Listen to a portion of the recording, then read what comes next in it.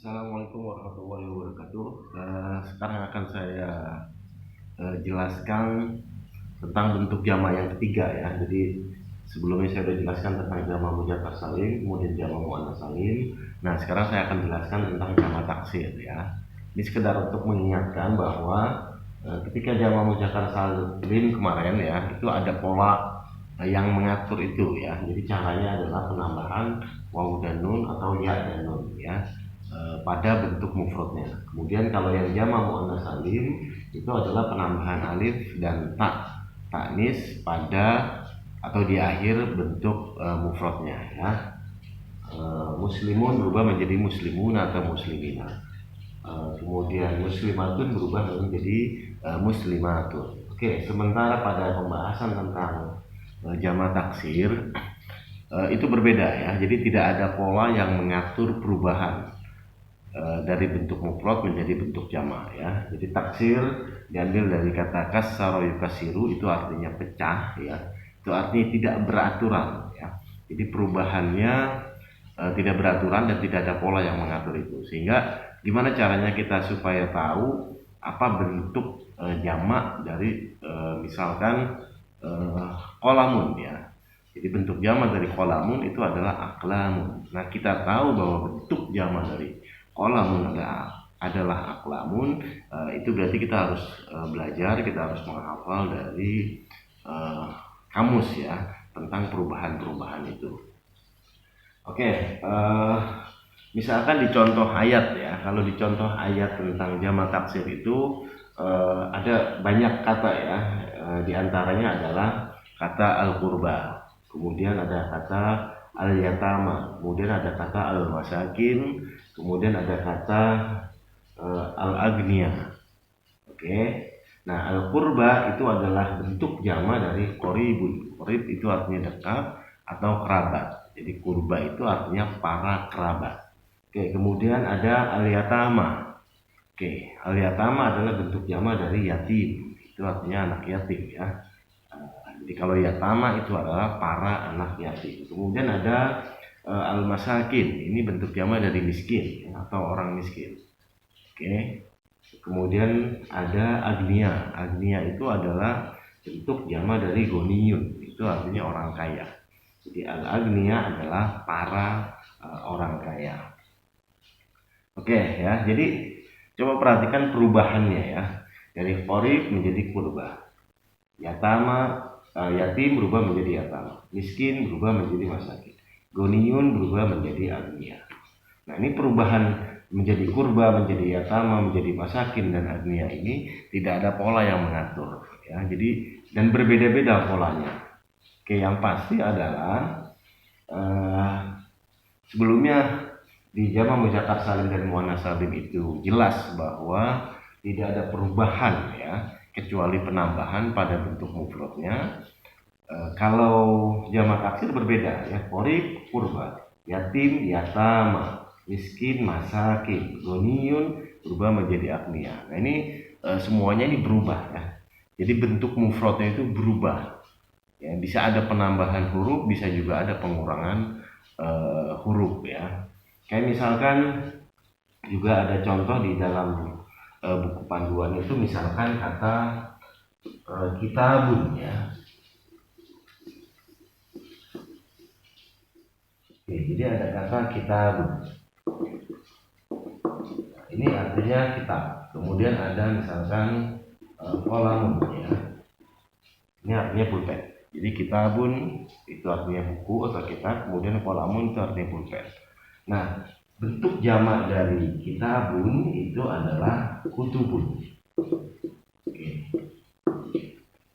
Oke ya, perhatikan. Jadi 4 huruf berubah menjadi 3 huruf ya, dan berubah pula harokatnya. Kemudian aqlamun ya, 3 huruf ketika berubah dia menjadi bentuk jamak, maka jamaknya adalah aqlamun.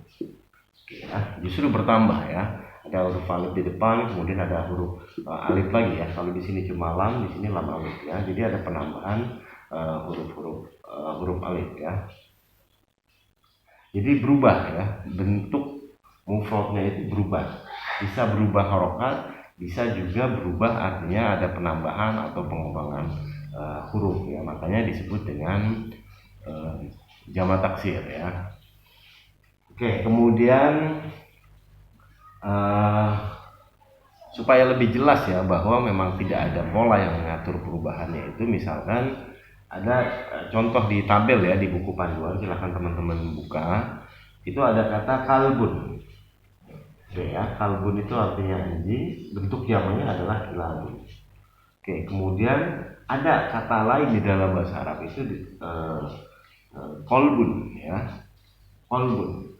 Perhatikan ya, ini sama-sama 3 huruf. Oke, sama-sama fathah, sukun, kemudian tanwin. Fathah, sukun, kemudian tanwin. Jadi yang berbeda hanya ini huruf kaf di awal, ini huruf qaf ya. Jadi kalbun berubah menjadi kilabun, tapi begitu kata kolbun berubahnya dia menjadi kulubun ya. Ini sangat jauh, kilabun dengan kulubun. Padahal bentuk mufradnya hanya berbeda 1 huruf ya. Ini supaya lebih jelas bahwa tadi jamak taksir tidak ada pola yang mengatur ya. Perubahannya secara acak, dan kita harus atau kita bisa tahu itu dari kamus ya, soal perubahan-perubahannya. Oke, atau misalkan ada contoh lain ya. Jadi tidak ada penambahan atau pengurangan huruf bahkan ya. Yang ada itu cuma perubahan harokat ya. Misalkan ada kata di sini asadun ya, itu artinya singa.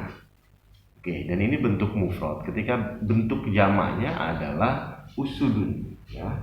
Jadi tidak ada penambahan dan pengurangan huruf. Yang berubah cuma harokat.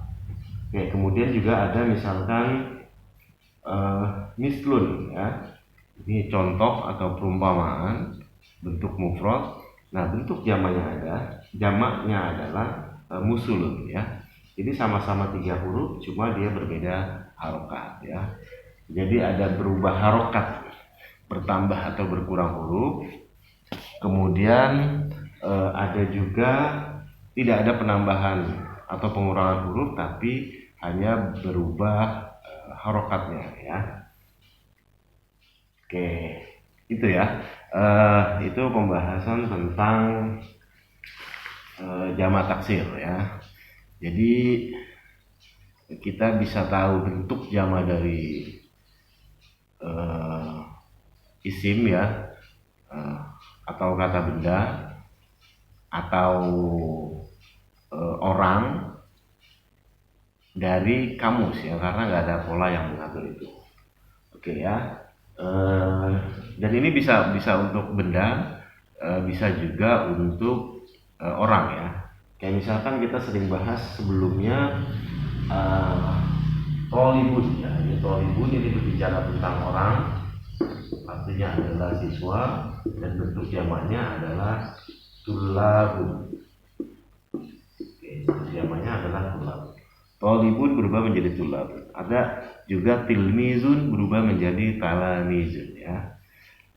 Jadi bisa untuk benda, bisa juga untuk yang bernyawa ya, baik itu binatang, termasuk dia bisa juga untuk orang ya, pelajar. Tolibun dan talamizun. Dan bisa juga untuk sesuatu yang jenisnya muzakkar, tapi juga bisa juga untuk sesuatu yang bentuknya muannas ya.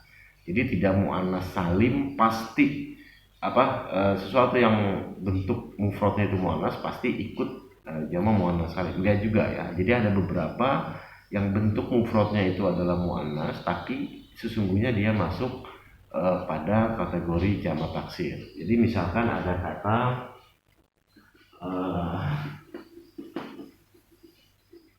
jaridatun misalkan. Ini jaridatun ini kan isim yang bentuknya adalah muannas. Tapi bentuk jamak jaridatun itu bukan jaridatun ya, mengacu pada muannas salim, tapi bentuk jamaknya adalah jaroidun. Ya. Jaridatun bentuk jamaknya adalah jaroidun. Ya, dan dia artinya masuk kepada kategori jamak taksir, bukan jamak muannas salim. Walaupun nggak terlalu banyak ya, karena umumnya jamak taksir itu dari sesuatu yang jenisnya adalah muzakkar ya, tapi ternyata ada beberapa yang dari jenis yang muannas ya, seperti ini tadi. Jadi datun berubah menjadi jaroid ya, jadi tidak ikutnya ke jama muannas salim, tapi dia masuk kategori ke jama taksir ya. Cukup ya pembahasan tentang jama taksir ya. Jadi bentuk jama artinya 3 atau lebih, yang tidak ada pola yang mengatur ya, perubahannya seperti itu ya. Jadi kita harus buka kamus supaya kita bisa tahu apa bentuk jama dari kolamun misalkan, atau apa bentuk jama dari kitabun ya. Bisa untuk sesuatu yang muzakkar ya, umumnya ini untuk sesuatu yang muzakkar, tapi bisa juga untuk isim yang muannas ya, walaupun jumlahnya nggak banyak. Oke ya, mungkin itu cukup pembahasan tentang jama taksir. Wassalamualaikum warahmatullahi wabarakatuh.